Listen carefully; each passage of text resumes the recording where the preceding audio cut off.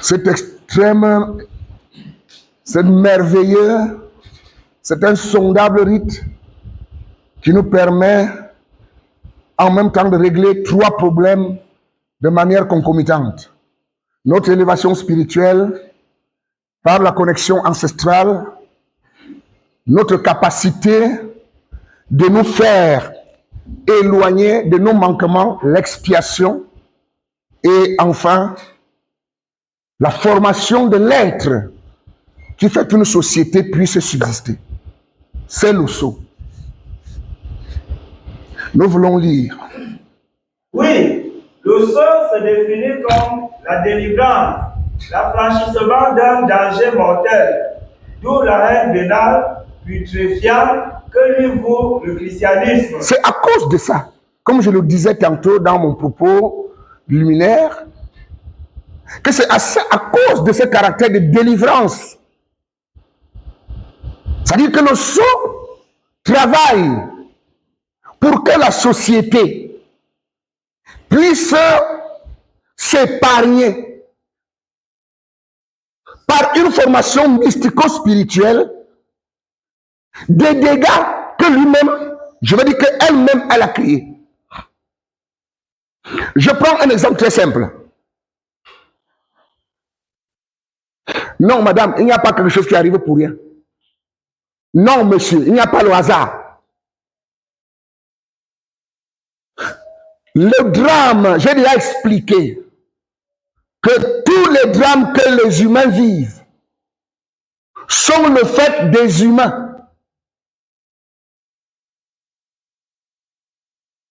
C'est-à-dire que nous sommes capables, nous sommes passés maîtres de la création des problèmes et nous nous mettons nous-mêmes à chercher les solutions aux problèmes que nous avons créés.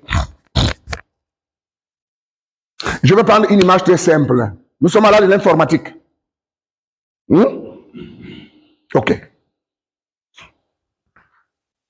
Nous avons créé le téléphone. On n'en avait pas besoin. Non, on n'a pas besoin du téléphone. Mais nous-mêmes, nous avons créé un besoin. Téléphoner veut dire parler à quelqu'un à distance. C'est tout. Ça ne veut pas dire autre chose. Et bien, si je peux t'atteindre par mes paroles à distance, je peux t'atteindre par mes pensées à distance.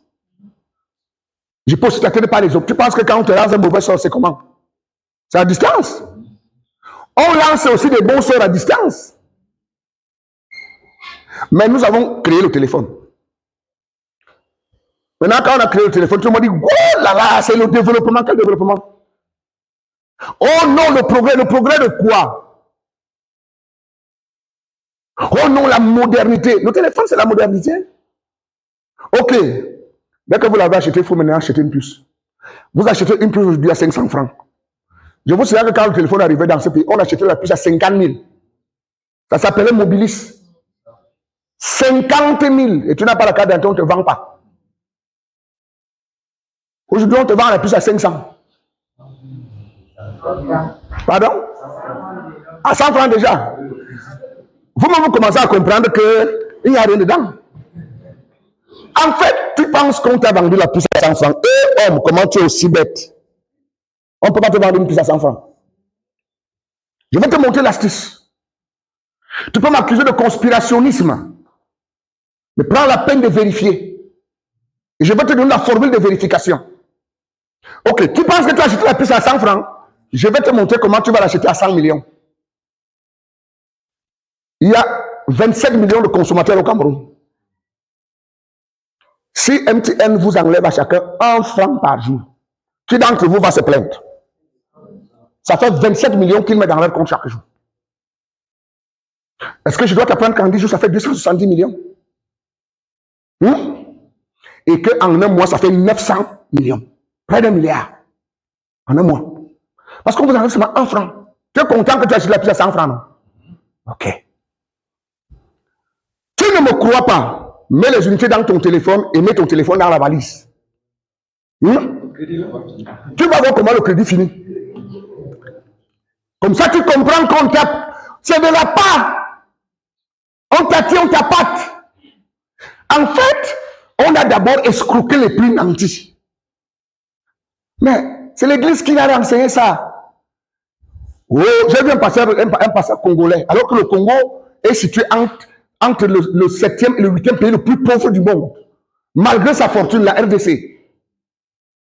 Qui peut donner 100 000 dollars à Dieu ce matin? Non, il avait dit 10 000. Tu peux donner 10 000 dollars à Dieu. Est-ce que tu sais ce qu'on appelle 10 000 dollars? Multiplie ça par 600. Multiplie vite.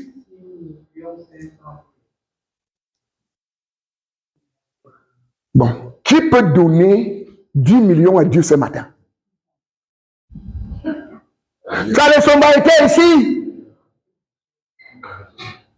Kamdem était ici. Qui veut une bénédiction de 100 000? Les gens se lèvent avec 100 000. C'est nous qui avons acheté la puce à 50 000 là. Quand c'est qui a pris les 100 000, il dit qu'il y a maintenant les bénédictions de 50 000. Vous savez que ça se passe comme ça, non? C'est le même principe que la téléphonie a utilisé. On va racketter tout le monde. C'est comme les gars qui vendent dans les bus, ils ont aussi compris l'arnaque. Il écrase le feu de marguerite. Il met dans une bouteille, il mélange avec le sel. Ici, il mélange avec top orange. Là-bas, il mélange avec top grenadine. Ça change les couleurs à gauche, à droite. Et puis, il monte dans le car ici. Il a déjà donné 2000 francs au chauffeur. C'est pourquoi le gars braille dans le bus, le chauffeur ne dit rien. Et il vous dit que le produit là, bon, on va découvrir, on n'a pas le temps. Ça soit 44 maladies. Et ta maladie est dans les 44. Dit que comme le produit est en promotion, on va vous vendre 3 plaquettes, 3 bouteilles à 5 000. Parce que normalement, on va vendre la bouteille à 12 000, une bouteille. Bête comme nous sommes, tu vois quelqu'un qui achète les 3 bouteilles à 5 000. On n'est pas encore sorti de vente. Quand on arrive à la barrière là-bas, il doit descendre dans Bancomo. Est-ce que tu comprends l'affaire? Quand on arrive en vente, ce n'est plus 3 bouteilles à 5 000. Si quelqu'un a 1000 francs, 1000 francs, c'est la dernière chance. Tu es dans le même cas, on vient de t'escroquer 5 000, tu ne dis pas remets-moi mon argent. Vous me dites que les humains ne sont pas bêtes, comment? C'est dans le même cas là que toi tu viens d'acheter une bouteille à 3 000, on la vend dans le même cas 5 minutes après à 1000 francs. Quand on est déjà au niveau du pesage, ils vendent 3 bouteilles à 500. Même toi qui viens acheter 3 bouteilles à 500, tu ne te demandes pas que qu'est-ce que j'achète à 500. Les bonnes choses ont un prix. Les bonnes choses ont un prix. Ce que tu as pour rien là ne vaut rien. Et donc c'est ce qui s'est passé. On a fini d'escroquer ceux qui avaient les moyens. 50 000 la puce. Ensuite la puce est descendue à 30 000. Vous êtes les témoins de cette affaire. Merci. Va là maintenant demander que mais vous vendez à 100 francs comment? Donc on va dire, même le bébé va raqueter ça. Le téléphone, même quand le téléphone sortait, tu peux acheter un téléphone à moins de 70 000. Mais est-ce qu'il y avait autre chose ici? C'est te que non. Non, tu as 310. Ça coûtait 80 000, le truc là coûte 2500 là. Voilà.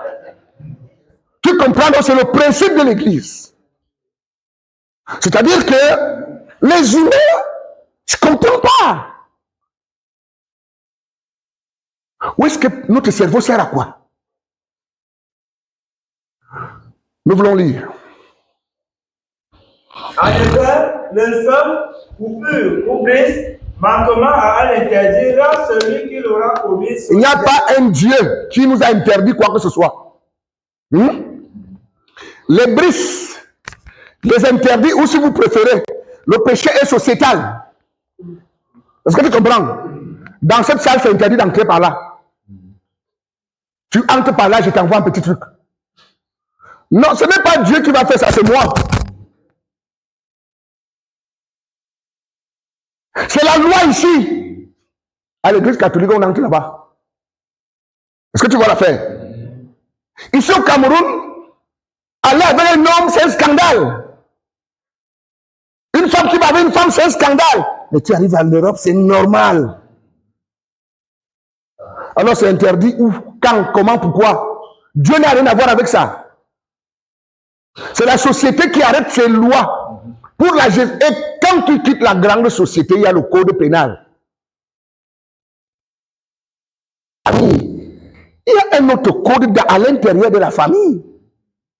On te dit que la chaise là, c'est papa seul qui s'assoit là-bas. Et tu peux t'asseoir là-bas, on te frappe les hémorroïdes. Chez nous, les écans, nous sommes tous écans, mais les boules mangent même les vipères et les mambes verts. Mais chez moi, si on ne t'a pas donné, tu tentes. Ta peau devient comme la vipère. C'est Dieu. Comment Dieu défend la vipère ici, il autorise la vipère là-bas. Dieu n'a rien à voir avec ça. La loi est un contrat social. Chaque société, en fonction de son espace,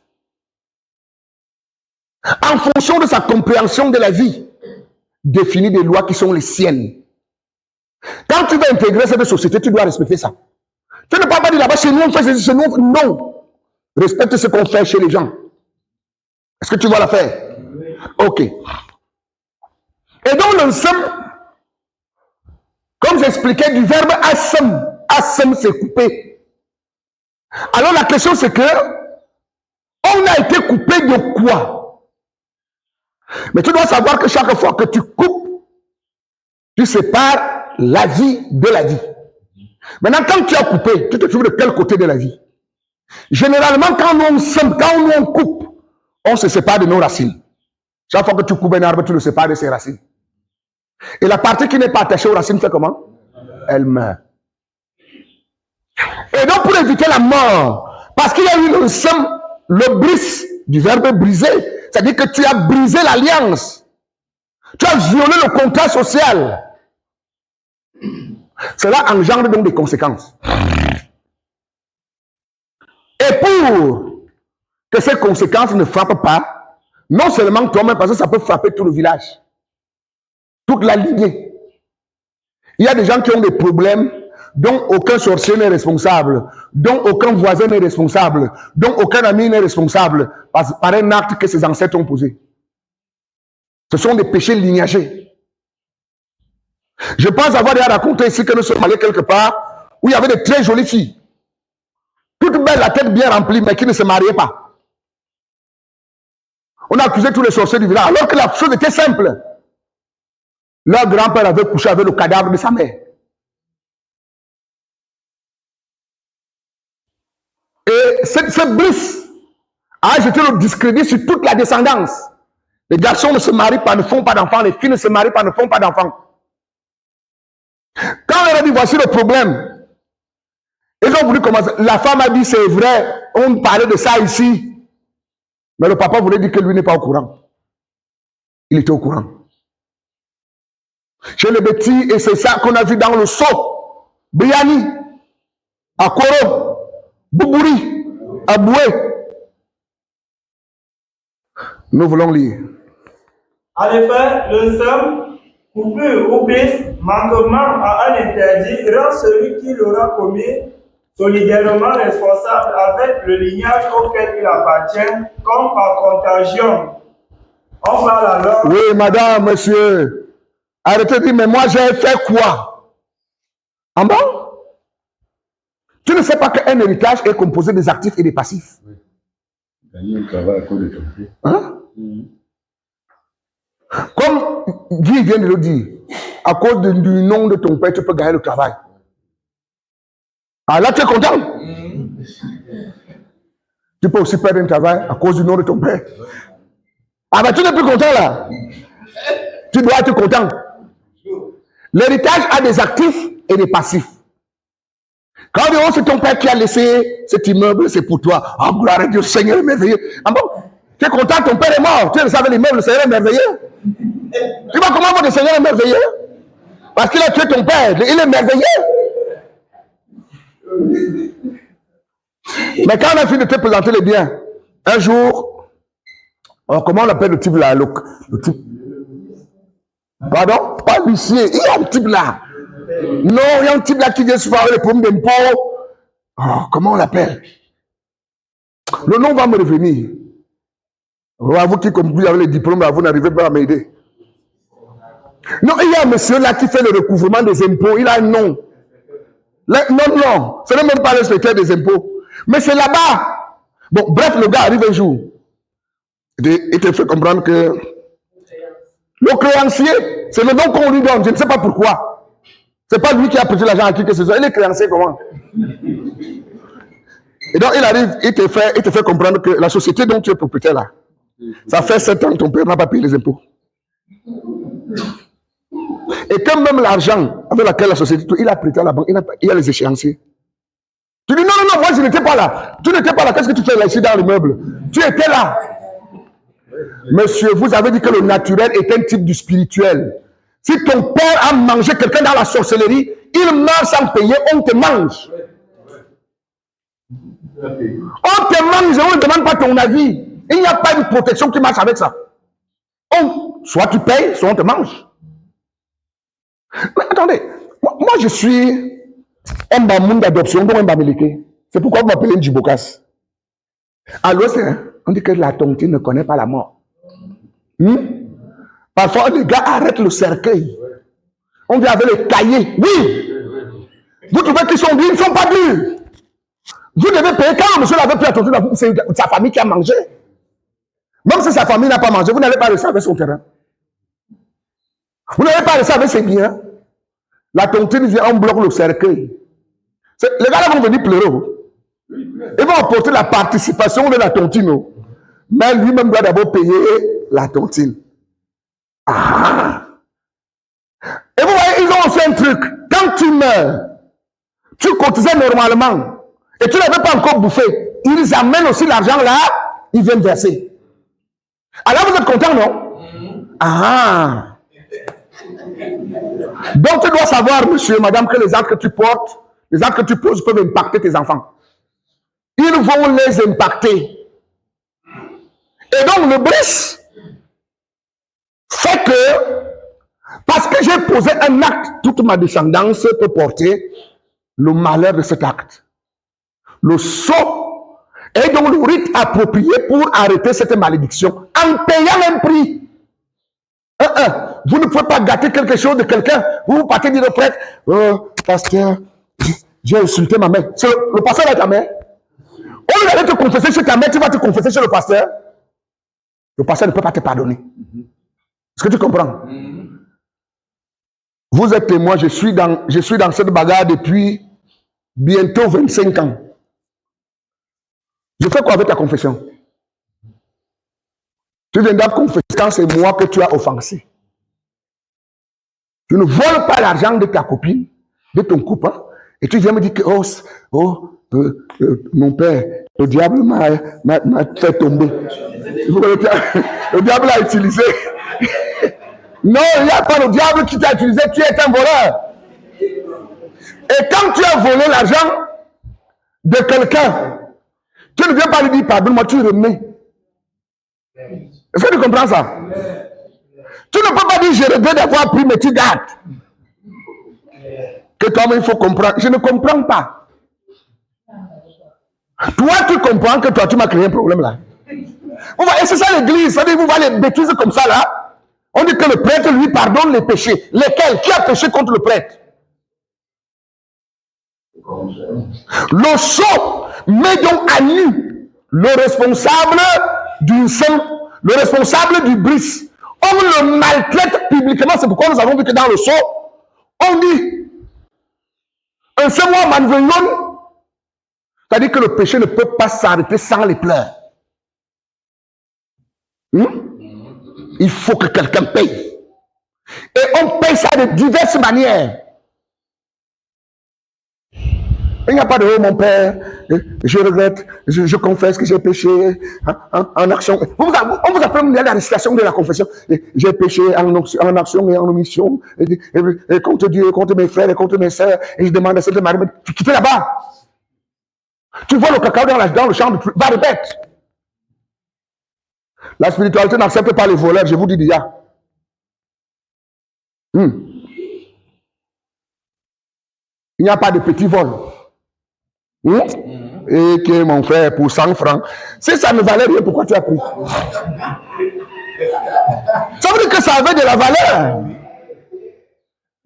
Il y a un autre type de voleur déguisé qui vous prendre par les sentiments, n'acceptez pas. Parce que quand il vient, comment tu es venu, tu m'as demandé 1000 francs, les larmes aux yeux. Quand il demande, tu commences à dire, c'est pour 1000 francs que tu me sers comme ça. Tu veux que je te sers pour combien?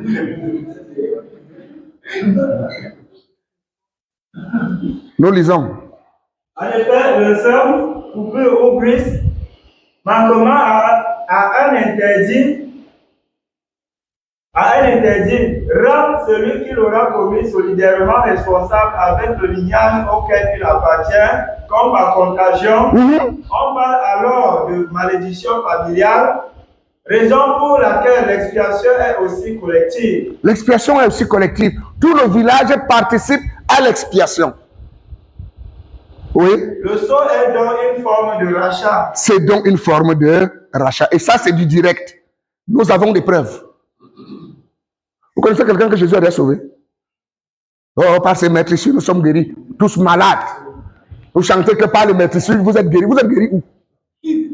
Non, vous n'êtes pas guéris, vous savez ça. Mais pourquoi vous mentez comme ça, les gars? La Bible dit que les menteurs n'entreront pas. Hein, pasteur? Donc, quand tu dis que par ces maîtresses, nous sommes guéris, alors que tu es malade, tu es un menteur. Et tu n'entreras pas. Ça veut dire que c'est la même Bible que tu penses honorer qui te condamne encore.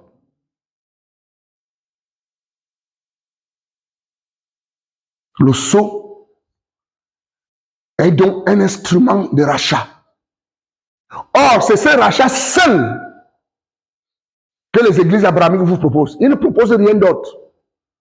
On doit vous racheter parce que vous êtes né dans le péché originel. Moi, né dans le péché. Je vais t'énerver. Mon ami, tu es né hors mariage, ce n'est pas un problème. Hein? Tu comprends? Adam et Ève étaient mariés avant de faire Caïn. Ils étaient mariés avant de faire Abel. Est-ce qu'il y a le mot mariage là-bas?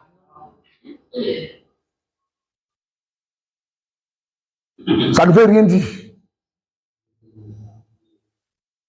Mais lorsque ta société établit que c'est désormais comme ça que nous allons fonctionner, ça devient un péché. Dieu, il allait établir ses lois où? Sans aucune société. Il allait faire ça comment? Toutes ces petites remarques que vous faites, c'est pour vous dire que ce papa-là n'existe pas. N'ayez pas peur. Si Dieu existe, quand on va arriver au jugement, mettez-vous derrière moi.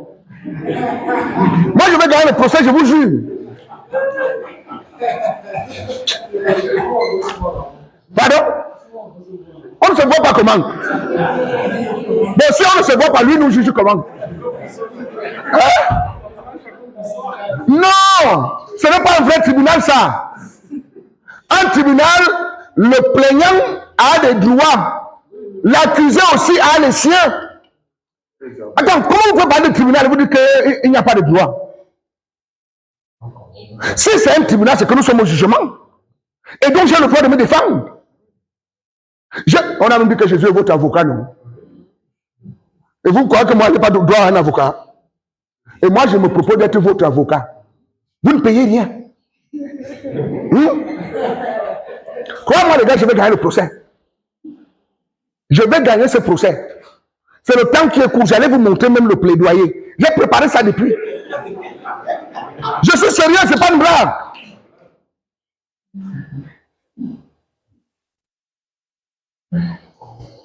Le sceau te dit, tu manges, tu payes. Est-ce que tu comprends? Le sceau, il n'y a pas la grâce, monsieur. Comment vous comprenez le mot grâce? Donc la grâce veut dire que tu poses un acte et puis on ne te fait rien. Voici comment on définit la grâce. Là où nous sommes ici, si vous entendez dans les journaux que Paul Biya a gracié l'un d'entre vous, rappelez-vous que c'est un mensonge. Même si c'est écrit dans le journal officiel, il faut que ce Paul Biya aille en prison. Il vous a gracié de quoi? Voici comment intervient la grâce.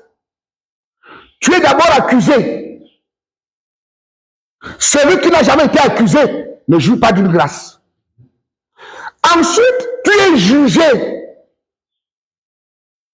Tu dois être reconnu coupable, puis condamné. La grâce présidentielle n'intervient que pour les condamnés. Est-ce qu'on est d'accord? Quelle est cette grâce chrétienne? Voilà, la grâce chrétienne, on ne vous a même pas encore jugé, mais on dit qu'on vous a gracié. Que Dieu vous offre la grâce. Et il m'offre la grâce de quoi? Dites-le que je refuse. Je ne veux pas de grâce. On part d'abord au tribunal. Parce que pendant qu'il dépose sa plainte là-bas, moi je dépose pour lui. Si vous voyez ma plainte contre Dieu, vous allez devenir fou.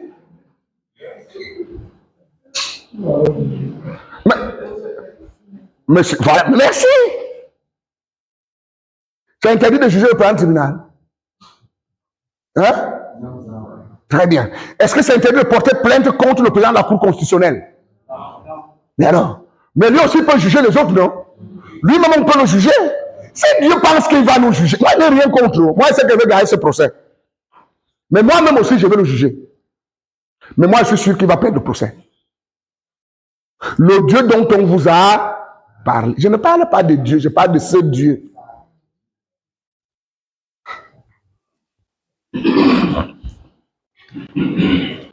Il n'y a donc pas de grâce tant qu'on ne vous a pas jugé. Il n'y a pas de grâce tant qu'on ne vous a pas condamné.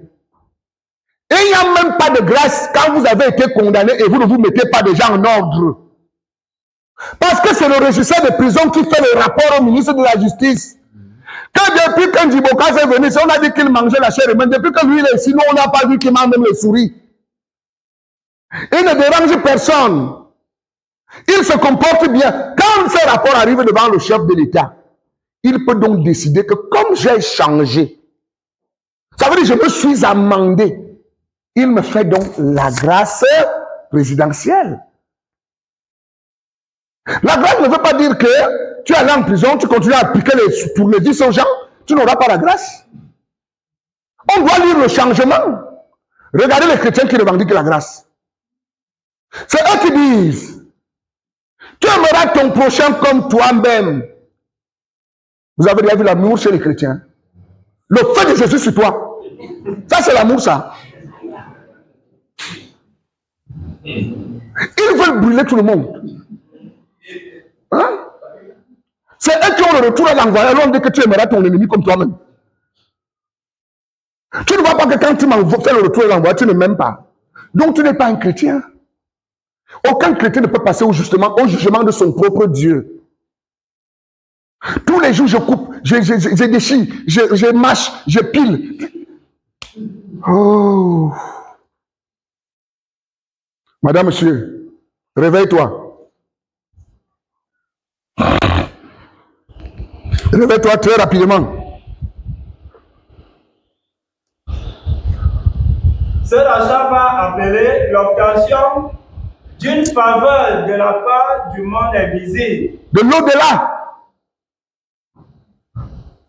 Vous voyez la nécessité de ne pas s'amuser avec les ancêtres. C'est pourquoi le mélane est une partie intégrante du sceau. Parce que c'est le mélane qui a la connexion ancestrale. Chez les bêtis, c'est ça qu'on appelle le culte des crânes. S'il y a des bêtis qui ne savaient pas que nous on fait le culte des crânes, c'est ça qu'on appelle mélane. Mélane, c'est le culte des crânes chez les écans. Oui. Ce rachat va appeler l'obtention d'une faveur de la part du monde invisible, le monde ancestral, et repose ici sur l'espoir d'un profit pour les humains, ceci s'obligeant en don, tout au moins symbolique. La grâce n'est pas gratuite. Le rachat n'est pas gratuit. On dit rachat, non? Ça veut pas dire, ça vient du verbe racheter. Qu'est-ce que ça veut dire? Acheter ce qu'on a perdu.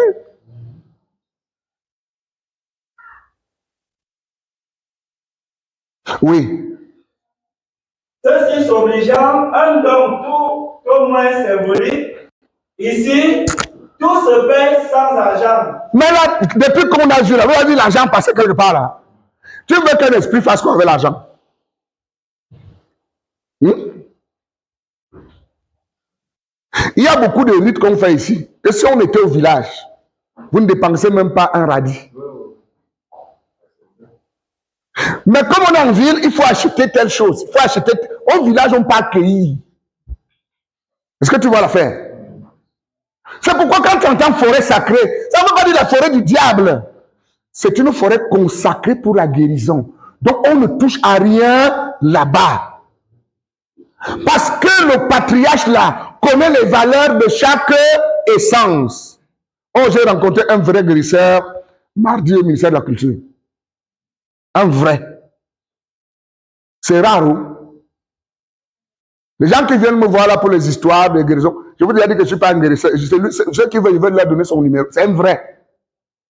Le vrai guérisseur, quand il va en brousse, il ne sait pas ce qu'il va prendre. Il parle avec la forêt. C'est exactement comme toi, tu arrives quelque part dans un magasin, tu as besoin, à la pharmacie, tu ne connais pas les produits. Tu expliques que l'enfant fait comme ça, l'enfant fait comme ça, l'enfant fait comme ça. La pharmacienne dit que c'est telle chose qu'il te faut. Donc, un vrai guérisseur, quand il va en brousse, il ne connaît pas ce qu'il va prendre. Les gens qui ont les petites recettes là, c'est du charlatanisme. Tu peux me voir prendre une feuille, je l'utilise, ça marche, toi tu prends, tu utilises, ça ne marche pas. La science moderne vous apprend ça. Il y a même un temps pour cueillir une certaine plante. Toi, tu sais ça? Ok. N'est-ce pas, il y a un temps pour grossir ta femme? En dehors de la période seconde, est-ce que par le Saint-Esprit, tu peux guérir ta femme? Tu ne peux pas grossir. Il y a une période. Il faut aussi savoir donc que dans les plants des animaux, les roches, les minéraux, il y a des périodes bien spécifiques pour chaque espèce où elle te donne le meilleur de son potentiel. C'est pourquoi le guérisseur ne va pas cueillir n'importe quel plant, n'importe quand. Quand toi, tu as écrasé le roi des herbes beaucoup, là, tu as mis dans le congélateur. Parce qu'on t'a dit que ça soit 80 maladies. Tu es dépassé que tu bois, ça te donne plutôt la diarrhée. Mais parce que tu ne sais pas communiquer avec le roi des herbes. Il doit te dire quand il est dans son pur potentiel, au degré le plus élevé de son potentiel. C'est là où il agit. Le naturel est un type du spirituel. Regarde comment tu es fatigué quand tu te lèves le matin. Il faut même beaucoup d'efforts pour quitter le lit. Pourquoi tu penses que la plante qui est un être vivant comme toi n'a pas de moments de fatigue?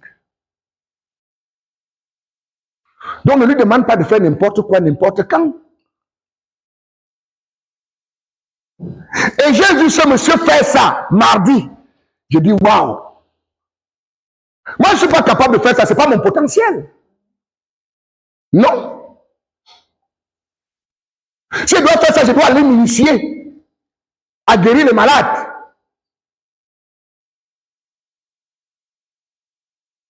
Je l'ai vu faire mardi, au sortir de la réunion, je l'ai vu faire ça. Soigner une autre femme là qui était aussi traduit praticien. Mais il a soigné sur le champ. Mais, en cueillant une herbe dans la cour,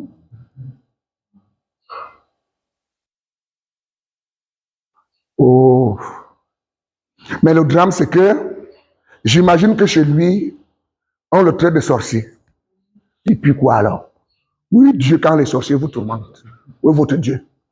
Nous, on est sorciers. Vous avez Dieu et c'est vous qui tremblez. Ma fille, tu ne raisonnes pas que si tu avais Dieu, tu ne pourrais pas trembler devant le sorcier. Bon, si tu as donc Dieu et que maintenant tu trembles, tu ne vois pas que le sorcier est plus puissant que ton Dieu. Moi, je joue au songo avec Paul Biya. Et puis, j'entends que Mbargengele vient m'arrêter. Je panique. J'ai ri. J'ai dit, attends, Mbargengele ne peut pas m'arrêter là. Est-ce que c'est vrai ou c'est faux? En compagnie de Paul Biya, Mbargengele ne peut pas m'arrêter. Il va devoir attendre quand Paul Biya ne sera pas là. Tu as Dieu qui est toujours avec toi. Mais un simple hibou passe. Oh, le sang de Jésus, le sang de Jésus. Non, tu as peur. Il passe, je dis qu'il. Parfois même il chante loin en brousse. Mon téléphone sonne cran. Je dis pourquoi il y a les hibous qui chantent ici. Tu veux qu'ils chantent où? Le hibou doit quand même aussi chanter, non? C'est comment?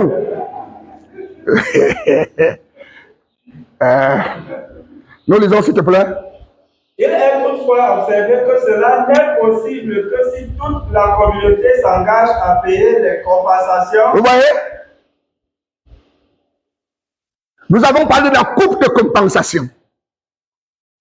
Et vous avez vu la difficulté qu'il y avait de couper les bourgeons du raffia. C'est ce qu'on appelait les coupes de compensation. C'est-à-dire on vous fait souffrir pour le mal qu'on veut exorciser. Donc je reviens sur les coupes de compensation là, parce que le mot compensation ressort ici.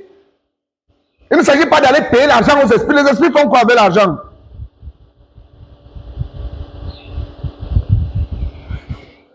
C'est-à-dire à participer de manière psychosomatique aux frais de l'expiation et donc aussi afin d'en jouir des bénéfices.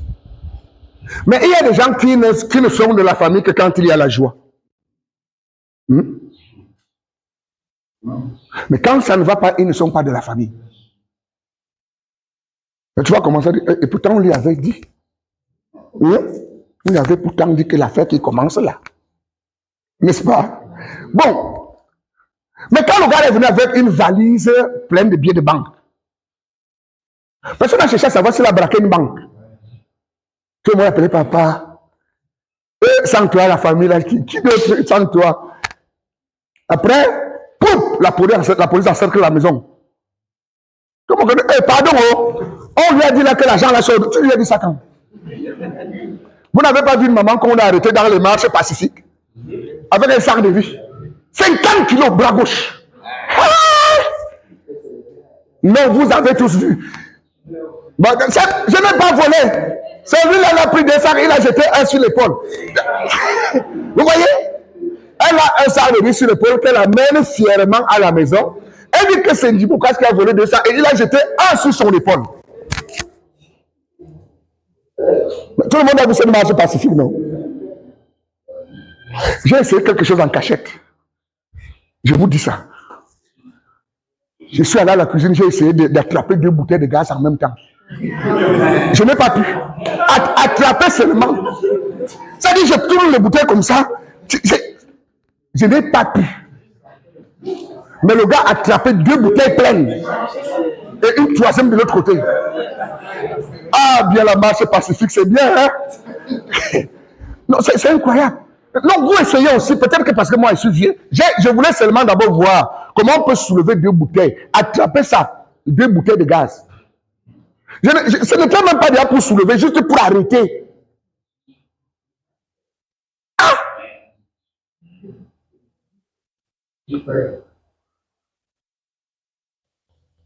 Après, une vieille maman, comme on l'appelle Ekoué ou quoi là. Elle avait Ekoué. Mais c'est insultant ça. Elle dit que les enfants se débrouillent. Mais c'est terrible. On devrait arrêter cette femme.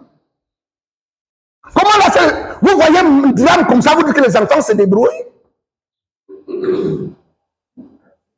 On peut au moins se taire, non? Parce que dans les enfants se débrouillent, ça veut dire qu'ils ont le droit de faire ce qu'ils font là. De casser les biens des gens. De piller les biens des gens.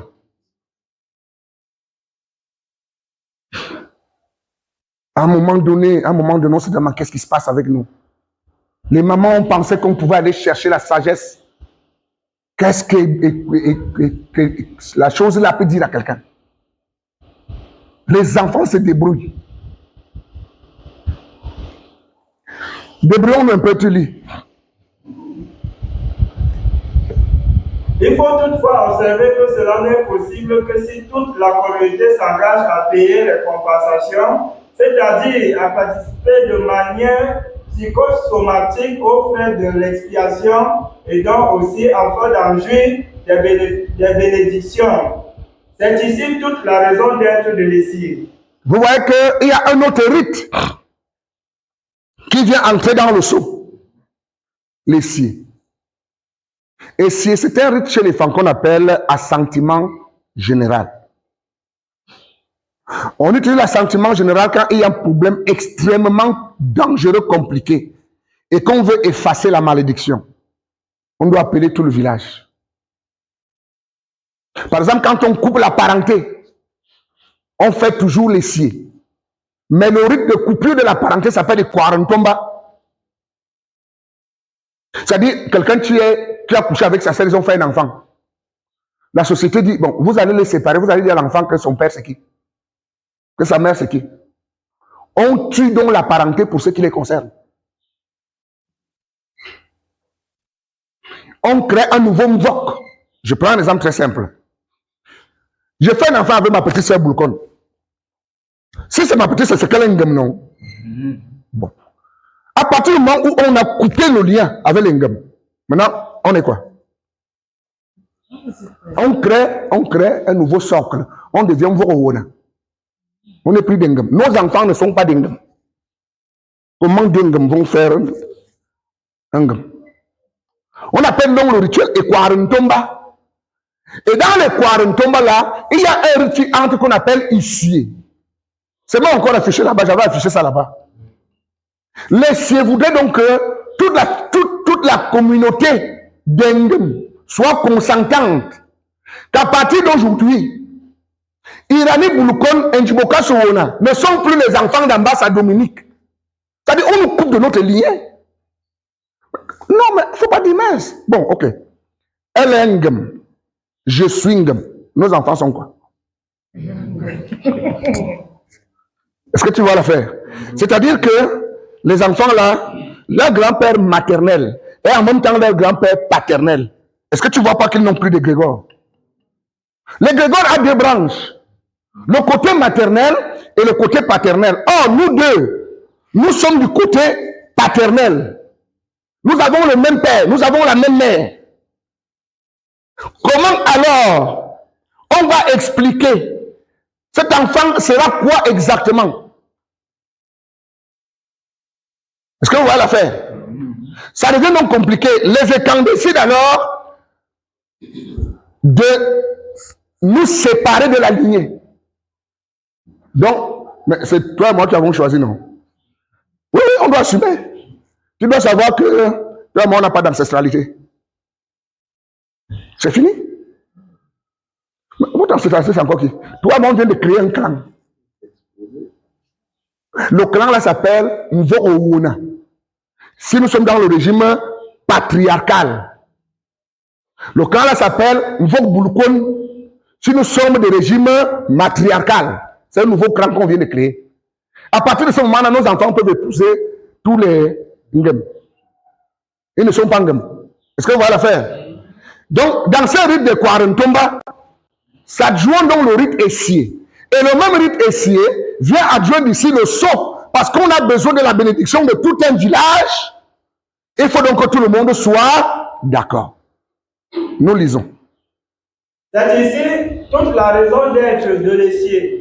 Assentiment, agrément ou approbation générale résumée par un appel à l'acquiescement de tous. C'est pourquoi, vous voyez, par exemple, quand on fait le rite, quand il y a certains rites qu'on fait ici, on dit, tiens, quoi, tiens, là. Ça veut dire, est-ce que tout le monde est d'accord? Et on vous précise que celui qui n'est pas d'accord quitte. Il faut quitter. Parce qu'il y a toujours des gens qui ne sont pas d'accord. Et ils créent alors des freins. Et comme nous, on veut que ça marche, qu'est-ce qu'il faut faire du frein? On enlève ça. C'est un ennemi de dedans. Voyez-vous? Donc, beaucoup de personnes prennent la mort à cette affaire. On peut par exemple constater que, ça c'est en dehors du sceau. On peut constater par exemple que cette année, il n'y a pas de récolte abondante. Comment on fait pour avoir des provisions jusqu'à tout le long de l'année? On organise ce rite, l'essier. Si c'est le poisson, on envoie les femmes à la rivière, elles ramassent le poisson. C'est la viande, on envoie les hommes en brousse, ils rapportent la viande, même si c'est comment. Et c'est ce rite. Le cela a un petit truc faramineux. C'est que par exemple, si c'est les cultures qui ne prospèrent pas, on peut planter un bananier tout de suite ici. On leur donne de grandir, ils donnent un régime, on coupe ça. On prépare. L'assistance mange ça. Quand vous avez fini de manger ça, on dit, chacun va faire un champ. Même si c'est hors saison. Parce que là, nous sommes déjà dans du paranormal. Hein? Chacun va faire un champ. Et chacun part avec les restes, un peu de reste de cette nourriture qu'on a mangé en commun. Il plante d'abord ça dans le sol. On fait aussi ça quand on fait le rite de veuvage. Parce qu'on se dit que la veuve n'a plus quelqu'un qui va la nourrir. Donc quand on prépare le nam du veuvage là, on prend souvent un petit morceau de la peau d'éléphant. On insère ça entre les feuilles qu'on va attacher pour préparer. Quand on a fini de préparer, le petit morceau de peau d'éléphant là, on sort ça, on lui donne. C'est un fétiche. Donc quand il fait son champ, il coupe un peu et plante. Mon ami, même ce qu'elle a fait comme la maison aussi, elle fait des sacs d'arachide. Il n'y a pas de prêtre qui va venir faire le veuvage. Moi, je ris de vous, un prêtre qui fait le veuvage. Il faut d'abord marier où? Vous êtes un jeu d'un chapelet que les Chinois ont fabriqué dans l'eau. On te dit bois. Tu ouvres grandement la bouche. Cap, cap, cap. Il faut arrêter à un moment donné.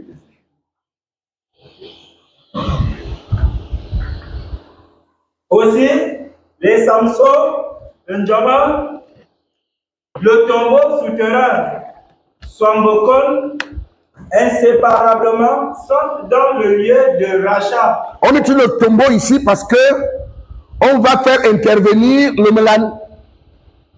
C'est eux qui gèrent le domaine ancestral. Le Ndjama, c'était l'arbre organique. Tout le monde se rappelle. Je vais même faire le chemin ici.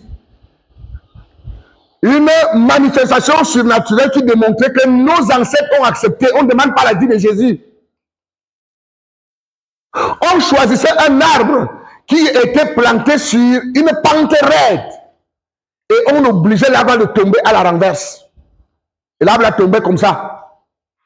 Cela nous démontrait que les ancêtres sont d'accord.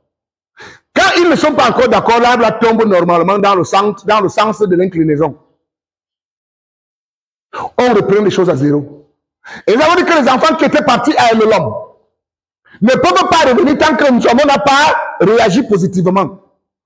Nous avons donc, on a donc appelé l'arbre organique parce que l'organique est une épreuve de vérité. Le Nzoma nous permet donc d'avoir la vérité sur l'assentiment ancestral. Il est donc une pièce maîtresse du sceau. Tout comme le tombeau souterrain est une pièce maîtresse du sceau. Les Sam, c'est là où on va célébrer le culte lui-même durant toute la vie.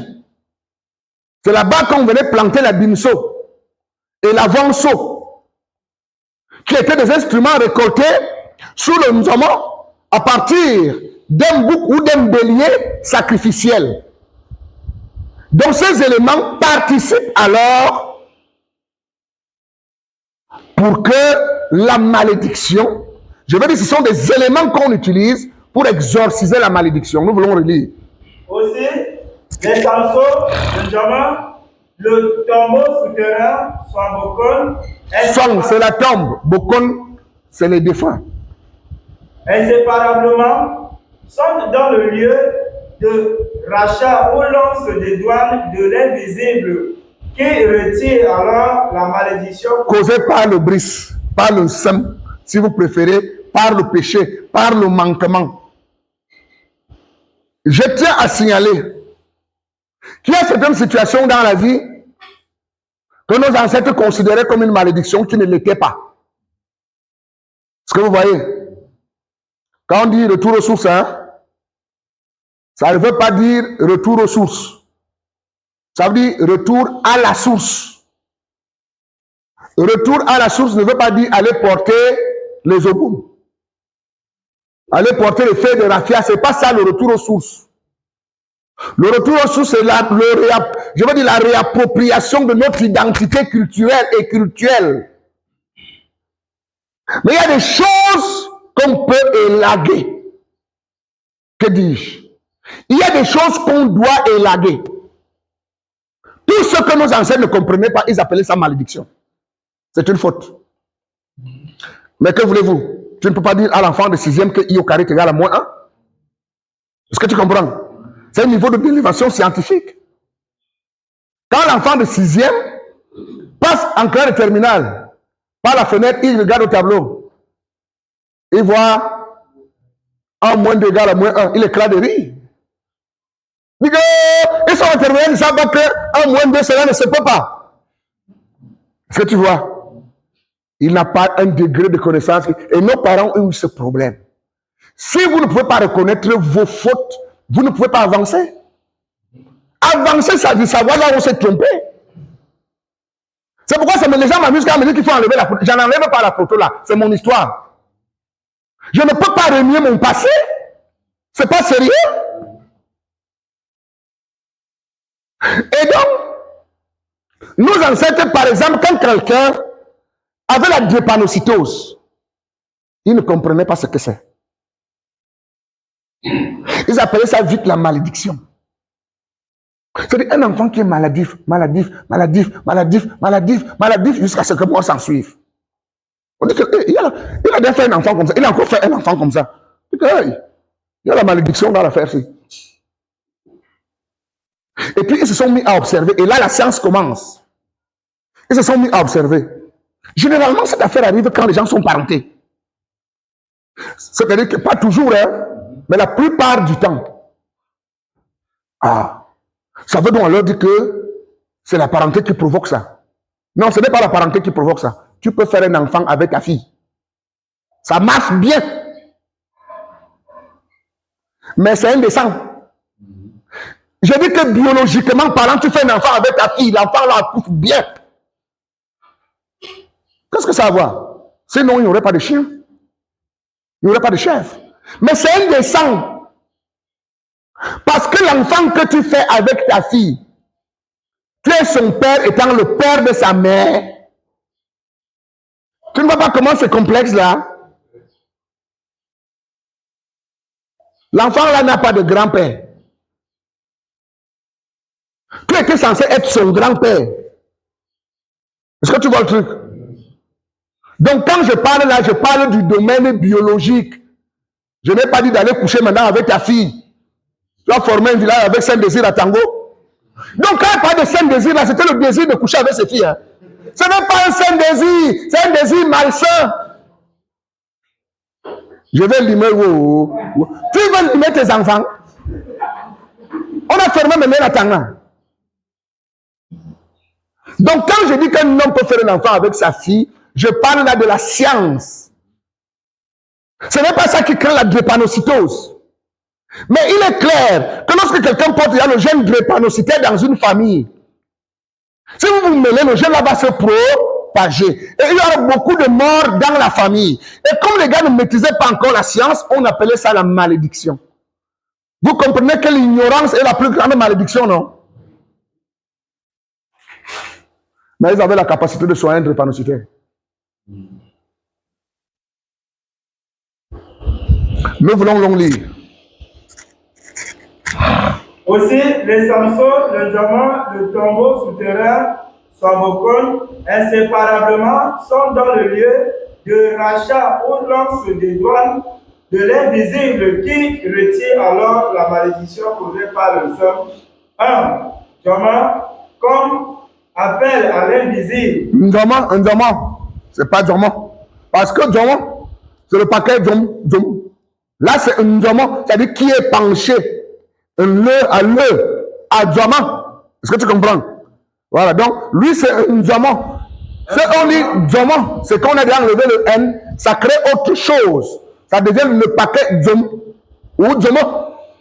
Oui, un diamant comme appel à l'invisible, nous avons dit que c'est l'arbre organique. C'est là où on se connecte avec les ancêtres pour dire, dites-nous, si vous êtes oui ou non d'accord, que ce poteau se détache et se met ici. Le poteau quitte et vient là, tout le monde acclame. On fait les sacrifices. On joue à la corne. Les gars qui sont de l'autre côté, devant l'homme, apprennent ça. Ça veut dire que tous les aspirants à l'initiation sont purs. Ils peuvent rentrer maintenant pour entrer dans les samsos. Le rite va commencer. 2. Les samsos. Comme lieu d'engagement. C'est le lieu où on fait le culte lui-même. C'est le lieu où on fait le vœu lui-même. C'est le lieu où on reçoit les bénédictions elles-mêmes. Et c'est le lieu où on va initier les enfants à la connexion ancestrale. 3. Tombeau souterrain. Le tombeau, oui. Comme lieu de confession. Pour reconnaître que je mérite la mort. C'est-à-dire que ce qui a été fait là, s'il fallait que moi je meure pour retrouver les ancêtres, c'est mieux pour que la population reste vivre en paix. Voilà la signification, je veux dire, la symbolique de ces 3 éléments, à savoir le mouvement, le samso et le sambukon. On dit alors, un semoaman veillon, le péché ne peut disparaître qu'avec les pleurs. Hein? Ce n'est pas que toi, tu vas faire le mal à quelqu'un. Toi, tu pars chez le prêtre, tu déposes 2000 francs. Mon père, j'ai péché en action, par omission. Je demande à mes frères et à mes sœurs de me pardonner et à vous-même aussi. Quitte là-bas. Va restituer la chose, parce qu'il y a les pleurs là-bas. Voilà. C'est pourquoi, gars, de commencer, vous pouvez détruire votre vie avec votre comportement. Vous comprenez? Quand vous avez créé, je vais vous dire un truc qui va vous énerver. Mais je vais sortir par là pour partir, vous n'allez pas me taper. Tu as agressé Atela publiquement. Tu l'as insulté publiquement. Tu as dit que c'est un voyou, c'est un voleur. Devant nous tous. Monsieur, tu ne peux pas lui demander pardon à la maison. Tu reviens ici. Devant nous tous aussi. Oui, tu ne peux pas aller dire, vraiment frère, il faut dire, c'est le vent qui m'a dérangé. Parce que nous, on a déjà entendu. Et peut-être parmi nous, il y en a qui ont cru. Qui n'accordent plus à Atela la confiance qu'il lui accordait avant à cause de toi. Donc tu reviens ici en public. Et tu demandes pardon publiquement à Atela. Maintenant, ce n'est plus Atela celle qui doit te pardonner. C'est nous tous. Donc tu ne demandes plus pardon seulement à Atela. Tu nous as manipulés, non? Tu nous demandes aussi pardon à nous tous. Et tu sais comment on fait ça chez les écans? Tu vas donner à boire et à manger. Preuve que tu es sincère. Tu ne dis pas, vous-même vous savez, je n'ai rien. Ah bon? Non, un seul man, pour dire que pour que ton péché là, tu as menti sur ton frère, ça s'arrête, tu dois souffrir. Un yon, c'est les pleurs, les larmes. Donc ne pense pas qu'on va te pardonner comme ça. Non, on ne pardonne pas comme ça, man. Tu dois un peu souffrir, on peut mentir. Et puis tu as un peu honte, même si nous on n'a même plus honte aujourd'hui. Nous voulons lire. Un seul man, veillon. Le Christ ne s'efface point sans douleur. Les différents sacrifices fonctionnent alors comme un véritable paratonnerre. C'est pourquoi on voit par exemple que quand il y a les rituels, certains rituels, on est obligé de faire ce qu'on appelle le saraka. Le saraka est un instrument paratonérique. Est-ce que vous comprenez? Le paratonnerre. Et j'aime le saraka des petits enfants. Parce que les adultes sont d'une méchanceté que je ne veux pas décrire. Mais puisque nous on est capable d'empoisonner quelqu'un qui nous donne à manger. Comment vous expliquez que vous êtes dans une société que parce qu'un enfant a eu le visa pour aller au Canada, on l'empoisonne? Aller au Canada, c'est réussir la vie. Il y en a qui parlent là qui ne pourront jamais revenir. Hein? Tous vos grands influenceurs qui vous influencent sur la télé, là, les gens qui dorment dans les sacs de couchage en route en France, hein? La majorité n'ont pas de maison d'habitation. Les plus chanceux ont épousé une maman qui a âgé à peu près de leur grand-mère. D'autres lavent les cadavres. Mais vous pensez, ils vous disent que tu travailles où? J'étais en Europe, monsieur, je sais de quoi je parle là. Il y a beaucoup de vos sœurs qui sont les cabinets des Blancs. Quand j'en parlais en 2010, vous avez trouvé que je suis trop méchant. Porte à porte ne vous a pas rattrapé ici. C'est quoi porte à porte? Quelqu'un chie dans le plat, tu manges. Il te paye. Mon ami, quand tu manges, on te paye. Tu dis que tu manges quoi là? Je n'ai pas envie d'entrer là-dedans. Il y a donc nos sœurs qui font ça en Europe. Il y a des maisons en Europe où il n'y a pas de WC. C'est la bouche des Camerounaises. Et quand elle dit, oui monsieur, je suis très sérieux. Je dis que Porte avec Dubaï vous a rattrapé ici, non? Quand on dit qu'une petite fille distribue les millions par jour, on dit qu'il travaille où? Elle dit qu'elle a, elle a une parfumerie. C'est quoi? Mais quels sont les gens qui achètent dans ta parfumerie là? Pour que tu dépenses, tu partages des millions chaque jour. On achète quoi dans ta parfumerie? Mais nous ne pouvons pas ouvrir les yeux. Mon ami, le bon plat, c'est un plat que tu as acheté avec la sueur. Une bonne femme, c'est une femme que tu as cherché longtemps. Vous-même, vous savez ça, non? Les choses faciles ont un très mauvais prix. Parce que la facilité n'existe pas. Ton bon sens te dit comment on te paie 1 million parce que tu manges un plat de caca. Tu penses que le gars achète quoi avec son argent? Tu sais ce que c'est que le caca? C'est les déchets. Pour faire court. Alors, tu consommes ces déchets. Tu consommes les déchets de quelqu'un, il te paye pour ça. Est-ce que tu ne comprends pas qu'on est en train de te vider? Mais ta vie va devenir une véritable pourriture. On appelle ça de l'auto-mendication. Tu t'es vendu. Ne viens pas me voir pour t'aider, je ne peux pas t'aider. Parce qu'il est impossible de sauver quelqu'un contre lui-même. L'homme qui t'a envoûté n'est responsable de rien parce qu'il t'a payé un prix. Tu as accepté. C'est un deal. On lui reproche quoi? Bien, nous voulons lire les différents sacrifices. Fonctionne alors comme un véritable paratonnerre. Un paratonnerre, vous savez que le tonnerre peut incendier une maison.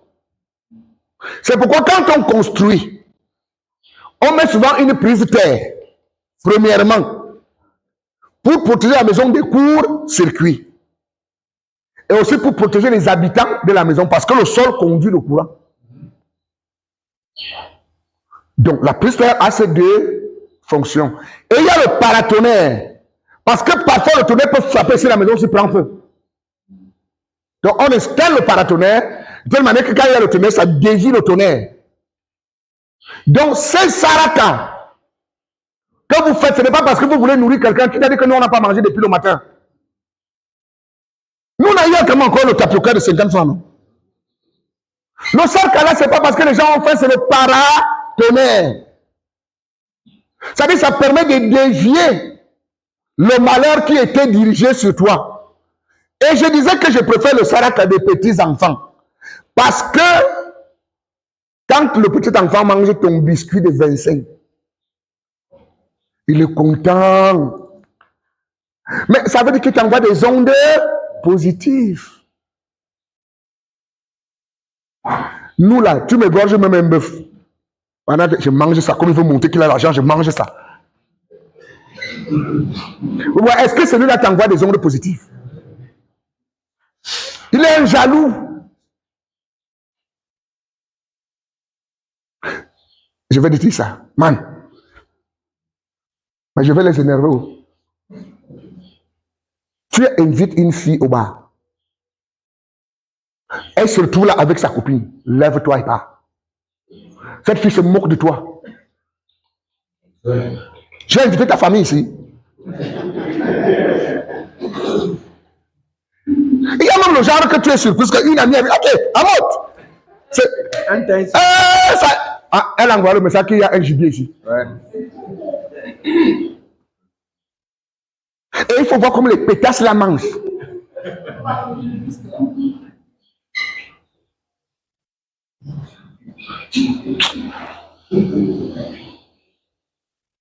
Donc tu comprends que la personne à qui tu veux faire du bien n'a rien à foutre de toi. Ce genre de sarka ne sert à rien. Choisissez à qui. Quand je fais les sarka, je vous dis vous-même de choisir la population qui mange ça. Tu ne peux pas inviter tes amis à manger ton sarka. C'est pourquoi quand on fait le sarka dans le on demande, on oblige les gens d'accepter. À sentiment général. C'est-à-dire que si tu n'es pas d'accord, tu manges ça, tant pis pour toi. Vous voyez? Amour, tu es où? Et puis tu vois, elle se chuchote là dans les oreilles. Et toi, pauvre bâtard, tu es assis là. Moi, je bois le Henken, hein? Oh, c'est pas grave. C'est grave! C'est pas grave comment? Comment je bois la tantôt, tu bois la Henken? C'est grave, man, c'est grave. Ça, c'est un mauvais sarka. Le bon sarka, c'est les gens qui prennent ta nourriture, qui prennent ta boisson avec joie. Ils sont contents. Et donc, cette joie qu'ils manifestent renvoie vers toi des ondes positives qui viennent te couvrir et réparer ton aura. Nous voulons lire. Il est presque l'heure. Mais comme c'est le jour du Seigneur, mais il nous a vraiment saigné le type là. Ah! Les différents sacrifices fonctionnent. Alors, comme un véritable paratonnerre, une sorte de parafoudre déviant les forces maléfiques qui, autrement, ce serait aveuglement sur la lignée. Il n'y a pas de c'est pas moi qui ai fait. Il y a des enfants qui naissent avec la, comment on appelle la maladie vénérienne là? La syphilis. Le bébé qui naît avec la syphilis, il a couché avec qui? Donc il va dire que moi, oh, je ne dois pas être malade, c'est pas moi qui suis. Non, tu es déjà malade parce que ton père ou ta mère avait la syphilis. Ah, le naturel ne typifie plus le spirituel. Les enfants naissent avec la syphilis. Les enfants naissent avec la gonocoxie. Oui, ils peuvent être aveugles. Mon ami, on vous a bien arrangé les choses. Michelin fabrique les vessies.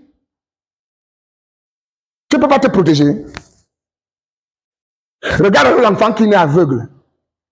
C'est pourquoi je vous dis, si vous n'avez pas d'amour pour vous-même, ayez de l'amour ne serait-ce que pour vos enfants. Mais malheureusement, ce n'est pas possible. Parce que quelqu'un ne s'aime pas, comment il va aimer ses enfants? L'enfant, là, je ne sais pas qui a dit là, l'enfant peut naître aveugle à cause de la syphilis. Que papa ou maman a transmis. Ils ont dit que Dieu ne fait pas quoi du temps de quoi? Qu'est-ce que l'enfant là n'est pas ignorant? L'enfant qui est aveugle là, il n'est pas ignorant. Il sait que qu'est-ce qui se passe là-bas. C'est terminé, il est aveugle. Et donc spirituellement, vous transmettez aussi des esprits comme ça, des larves spirituelles, maléfiques.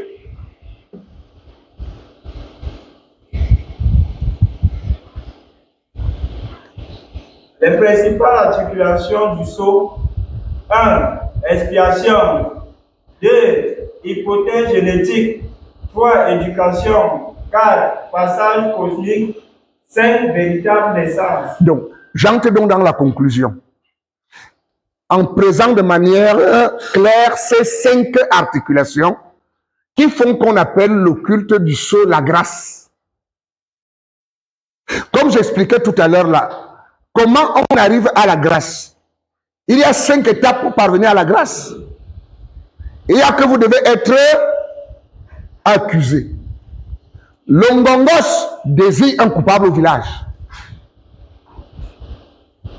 Vous devez être jugé. Le conseil des sages le juge et le rend coupable. Vous devez être condamné. Il est condamné à assumer les responsabilités du sceau. C'est au sortir de ces 4 premiers paliers, accusé, jugé, condamné, c'est ton attitude qui appelle la grâce au village. Les 5 articulations du second, pour dire, nous sommes en train d'entrer dans la conclusion. A, l'expiation. Au niveau le plus conscient et le plus répandu, Le sol nous délivre d'un danger mortel dû à la violation d'un interdit. Christ.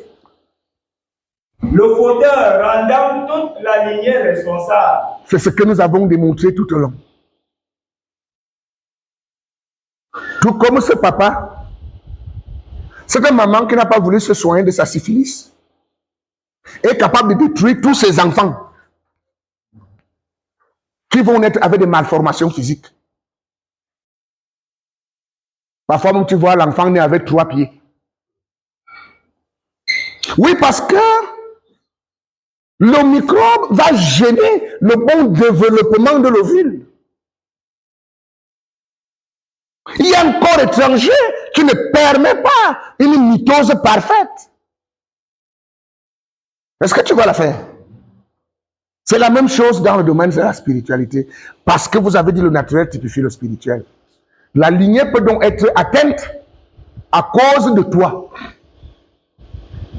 Et le sceau se dit, mais pourquoi à cause d'un Djibokas, tous les enfants doivent mourir? On arrête ça. On organise alors le sceau. Et là, c'est son caractère d'expiation. On sauve la lignée. Et si Djibokas même veut être sauvé, on le sauve aussi.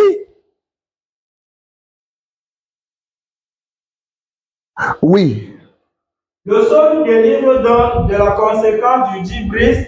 Rachat et solidarité sont dans les thèmes qui vont rythmer la vie du bon. Tout au long de l'initiation, le rachat, la solidarité. Parce que vous voyez que j'ai dit que le rachat va s'arrimer avec les sieds. Les sieds qui est l'assentiment général. On enseigne donc au vol que le problème de l'un est automatiquement le problème de l'autre. La solidarité. C'est pourquoi chez les bêtis, même si on a perverti l'adage. Chez les écarts, on dit Menyara Bele ou Firgi. C'est ce que ça veut dire. Quand ton frère ne doit pas pleurer là où tu es, ça veut dire que quand ton frère a un bébé, tu sais que tu vas aller à manger. Quand ton frère a un toit, tu sais déjà que tu as où dormir. Menyara Bele ou Firgi, c'est la solidarité. Mais malheureusement, apparemment, nous utilisons déjà cet adage pour le séparatisme et même de la discrimination. Parce qu'en fin de compte, Magnan, c'est qui? Magnan, c'est qui? Bon, disons ça en français, ton frère, c'est qui?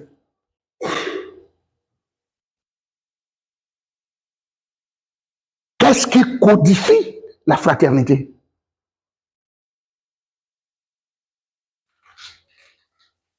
Cette question a dépassé les humains. Il y en a qui vont vous dire de manière très rapidement ramassée, c'est l'enfant de ma mère. Tu n'as pas encore vu l'enfant de ta mère, l'enfant de sa mère qui tue son frère? Bon, où est donc Mayan Abelou Fili? Où est la fraternité là? Si c'était l'enfant de ta mère, c'est bien, moi je n'ai rien contre. Hein? Mais est-ce que l'enfant de ta mère, ton frère là, il peut vraiment s'appuyer sur toi? Vos plus graves problèmes viennent souvent de la maison. C'est pourquoi chez les bêtis, il y a aussi un proverbe qui dit tu vois? Et celui-là est vrai. Parce que tu ne peux pas manger dans ma maison si ce n'est pas de l'autorisation. Je parle de la nuit. Ok, comment quelqu'un peut entrer chez moi et manger mon enfant? C'est pas possible. Je te dis ça que c'est pas possible. Je dois donner. Ce n'est plus moi le chef de famille. Quand quelqu'un veut quelque chose chez moi, on va demander à Dieu. Même si on te veut dire ton père est où? C'est pourquoi, même dans la sorcellerie, là, quand on te mange, on ne mange pas les gens au hasard.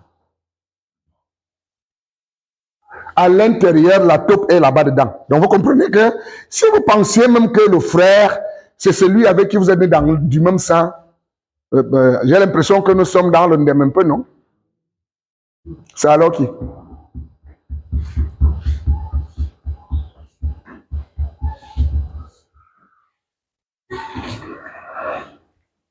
Ça, c'est une question que je me refuse de répondre. Parce que chacun connaît la réponse. Qui est là quand tu pleures?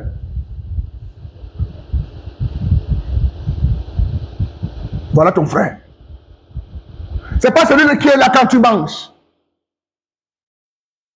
Ce n'est pas celui-là qui est là quand on danse. Qui est là quand tu pleures? Tu voulais savoir qui est ton frère, non? Qui est là quand tu pleures?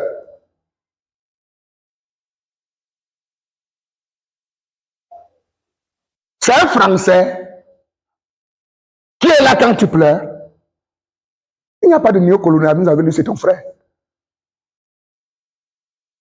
Parfois tes propres frères de sang, quand ils coupent une bière, mais n'est-ce pas que c'est lui qui disait qu'il était ce qu'il est? Quelle façon de voir?